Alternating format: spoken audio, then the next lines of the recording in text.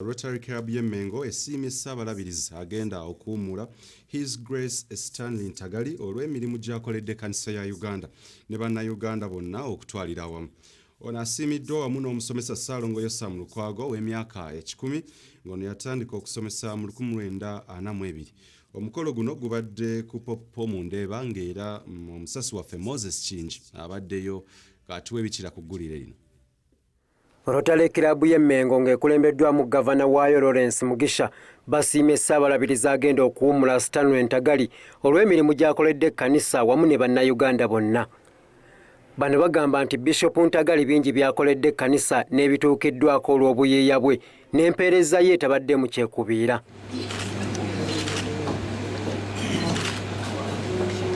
He saw the completion of our church house that magnificent building we all cherish.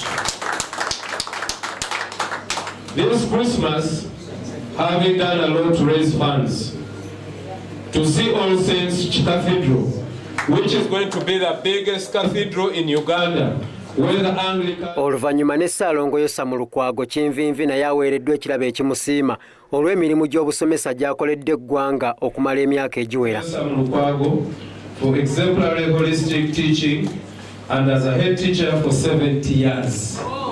Ssaalongo Yossam awezezza emyaka 10 agambye nti omulimu gw'obusomesa yagukozesanga bumalirivu kuba ye yazaalibwa nga musomesa ate era ajja kufa nga musomesa. Musomesa amanyi tulina tuuka category ez'obuteachers, tulina born teachers, just surveyor teachers.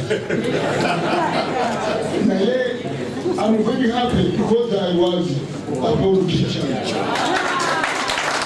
Bishop Stanley Ntagali wano we yeebalizza ekkuŋŋaanyizo ly'omusaayi ekibiina kya Rotary y'Emmengo lye kyateekawo. On behalf of the Church of Uganda and all the bishops and clergy and Christians, and indeed on my own behalf, I want to thank Rotary Club for Mengo Rotary Blood Bank. Thank you very much indeed. You were guided by God because that was a timely intervention, and we are very proud of Rotary Club because Rotary Blood Bank in Mengo Hospital. Ntagali asiimye n'ekirabo ekimuweereddwa Rotary Club eno n'ategeeza nti mu kubuulira ekigambo kya Katonda tebakoma mu kkanisa mwokka wabula buli wamu bakituusaawo. As an organization has not been done by many people.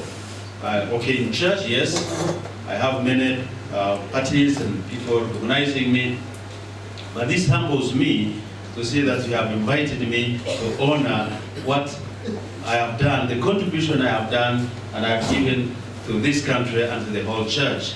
Gavana Mugisha agambye nti kino kye bakoze abantu basaanye bakiyigireko. Abantu bandiyigidde ku bantu bano betusiimye ebintu nyiza okugamba nga 2 oba 3. Ekisooka ogumiikiriza nti obugumiikiriza bukutwala wala.